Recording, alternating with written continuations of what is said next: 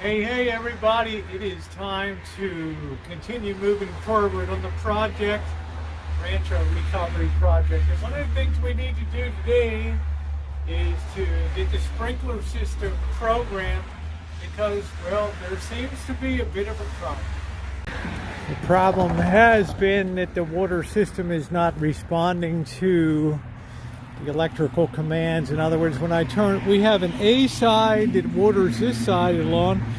We have an A system, then we have a B system over here, and then the C system is all of the landscaping around the Rancho. So when I'm putting on the C system, the A system is still coming on here. So today I'm going to try some fresh programming with the Orbit system here. Here it is right here. And while I have it currently off because there's no point running it right now, so I'm going to go through the reset process and see if that's going to help. And go ahead and push the reset button here.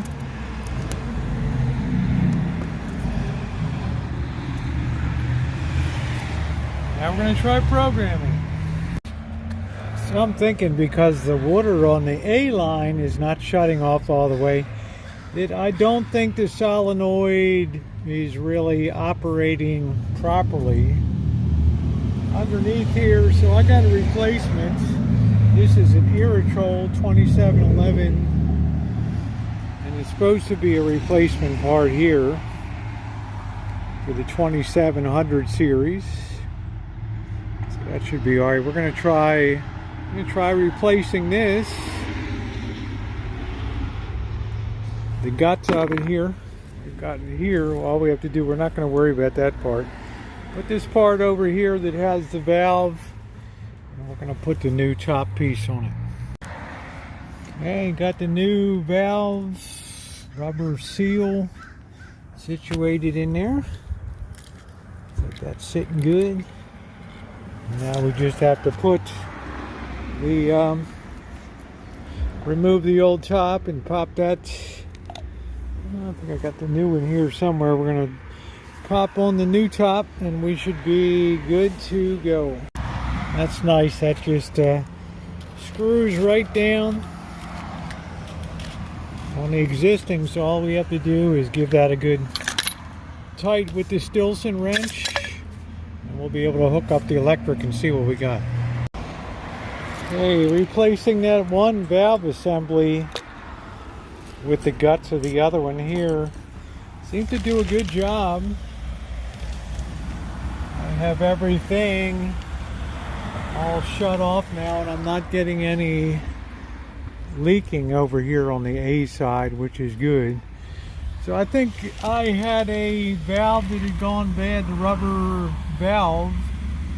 I'm not sure if the solenoid was responding properly, but we got it shut off, turn it into the on position.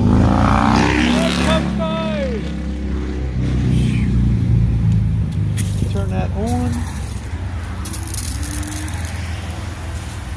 And we are running good.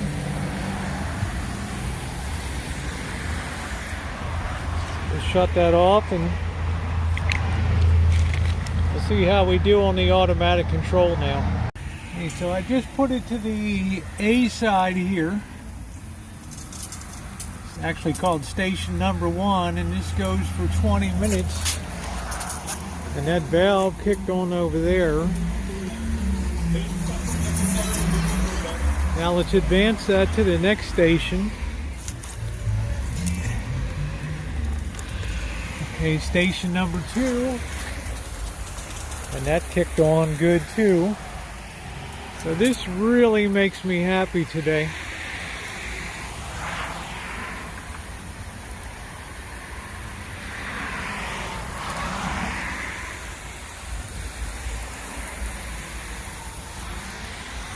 And now we go to C.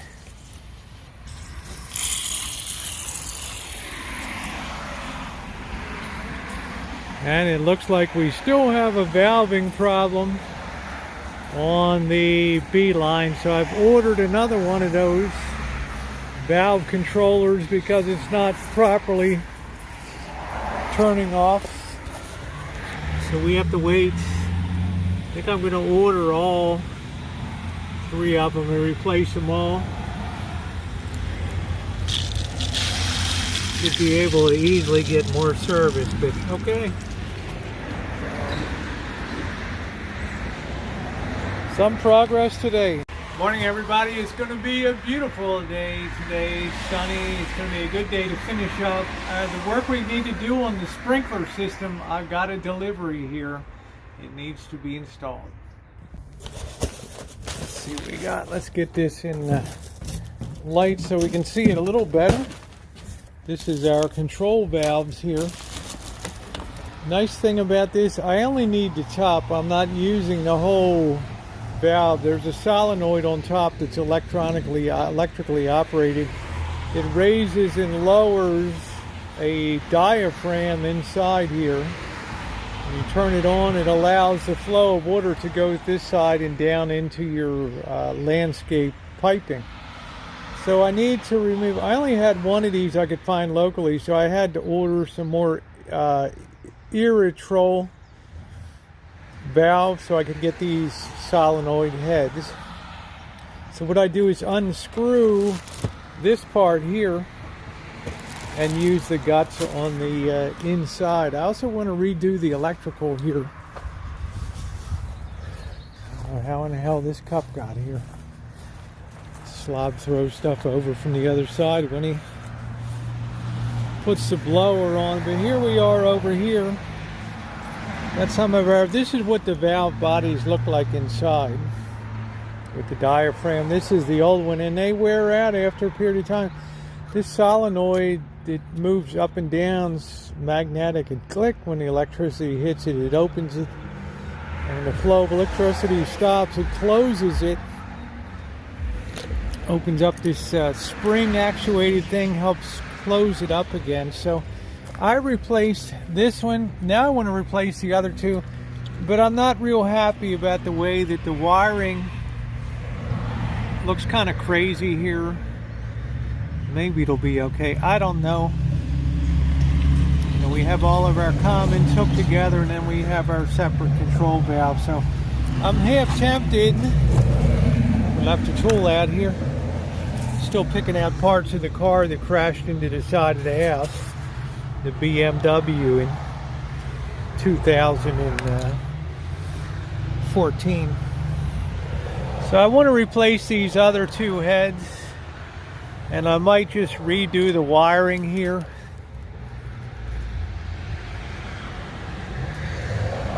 You know, I'm looking at it, maybe it isn't so bad, I don't know, but I need to get some wire nuts. So let's get going.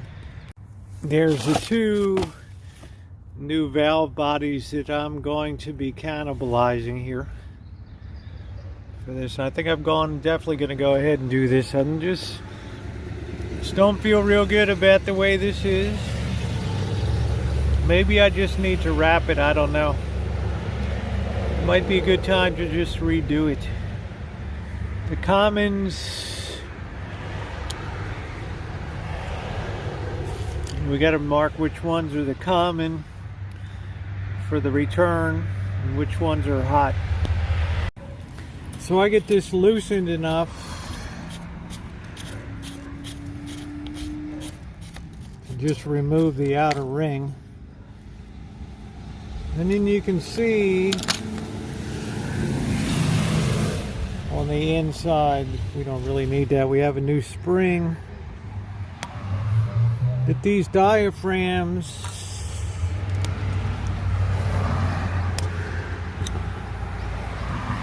they get a little funked up with goo and goop. So I think it's definitely worth replacing them, because you know, at least every 8 years, because what I noticed, when the water comes on, it doesn't shut off all the way because the valve's not closing all the way. So I'm not getting the pressure, full pressure I need in the area where I need it. So clean this up a little bit, which is in really good shape. They do sometimes sell valve replacements. I'd rather just get the whole unit, pop it in, just remove it from that and pop it in. put the new valve rubber gasket there. Okay, then we just simply take our top, pop that down, making sure to center that spring up good on there. And what I'll do is I'll put the ring top onto it, and that'll hold it in position, but I just wanted to show you the right way. The spring goes on top. Some people put the spring below, and that's a new rubber diaphragm on there. And that's going to make all the difference. So you got to make sure the alignment is very correct here. So the next thing I'm going to do is thread the, I guess I can do that right here. I'm going to thread, put the two wires through the top like that, and have that ready to go to screw down on top of there. Okay. Looks like all the temporary connections are made here. First one is the yellow, then the green, and then the red. So we're going to put a little water in the system and go over, make sure all the valves are in the closed position. And we're going to go over and test them.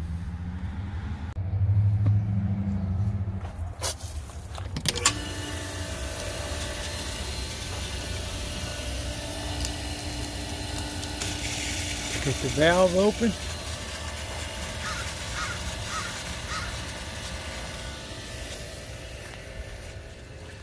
And everything should be in a shut-off position. Unless we got the common in the hot reverse, which is possible on a valve. But I think I was reasonably careful.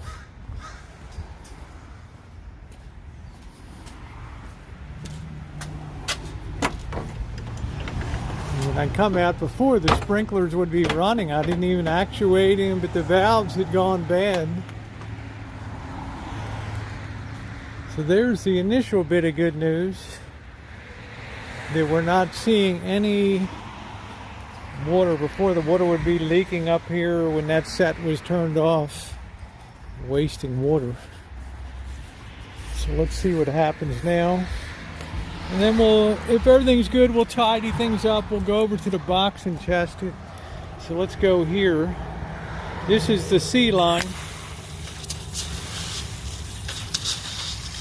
And that's good. I can hear it behind me. It waters the bushes here and all the hedges and all that. That's good.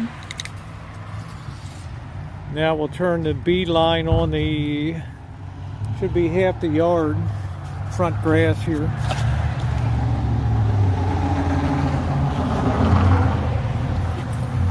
Yep, and it looks like that's working. Ooh, I'm sprinkled. Turn it off. Ooh, a lot of pressure there. Turn that off. Took a minute for that to go off. I want to turn it really lightly on. Ooh, there's a lot of pressure in there. Okay, you're off. And finally the A line over here. That's doing good over there. Obviously we need to cut the grass too. So it seems like our valving is correct here. So now we have to make sure that the control box is properly triggering these solenoids. This is the important parts at the top, so that those solenoids actuate that mechanism inside that lets the water flow. So I hit the control here to go into manual mode. Don't know if you can see that. But we're on the A program and we're at station number 1, which seems to be firing well. Now we're going to advance to station 2. Oh, perfect. Perfect. So that way we're not splitting our pressure amongst other parts of the Rancho. And then for number 3 will be station number 3. Let's make sure that's functioning with the water. Really happy with this. We can now go on to automatic, which thrills me. And there's our water coming out. How awesome is that? Well, we're going to neaten some things up, put some wire nuts on, and wrap with electrical tape. We are looking good. We got to rebury this baby. Some of these are a little plugged. Got to play with them. They get some calcium in them, so it's okay. Just put some fresh ones in. Am I happy? You bet I am. Woo! It's like we have some success. We're going to let this dry out. Now we got it neaten up. We have one more replacement valve. These other bodies aren't worth anything. Need to make sure this is really weatherproofed over here. This should really have a little bit of a house, like a metal house put on top of this to kind of protect this, but I always see these out in the open. So I'm going to get a bag and clean up a little bit here, and then we're going to go ahead and make everything nice. The buzz of joy. Now it's time to cap these off real good with our wire nuts, and then we're going to tape them. Try to minimize the potential for corrosion. Some of you asked about the fourth valve. That's just for future use if you ever wanted to add something to the system. Right now it's just blocked off at the bottom with a cap on it, but if I wanted to add, say, a station 4, there would just be a drip hose around the outside of the hedge, which I might do. It wouldn't be too hard to dig down and put a 90-degree elbow and then run a drip line around, because the hedge gets very stressed. Got our wire nuts on real good, very tight. Now I think it would do well to use the electrical tape and give a good wrap. I'll show you how to do it, but gotta have 2 hands to do the taping. So wiring, we're all taped up, looking good. Should give a little weather protection, plus I've got it hanging on this nail up here, and that should be okay. I dipped the whole thing into a polymer there if I had my druthers. Let that harden off real good, but there's the completed job. It's looking good. It's functioning properly. I'm happy we got that one for future use. I might swing that into action, but we're not going to worry about any more leaky valves here that are not allowing pressure to build up fully, and each of the lines independent of the other as it goes around, and that's an important thing, so we're not wasting water.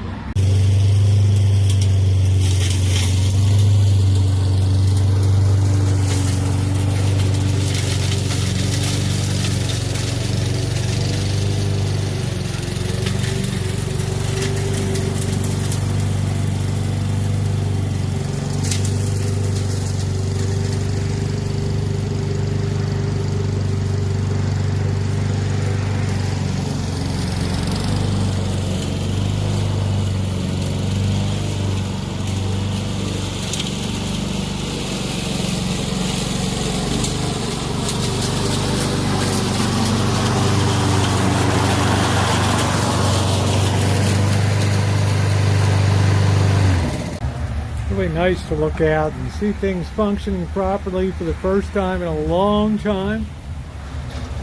We're going to get everything a good drink of water today and savor the success.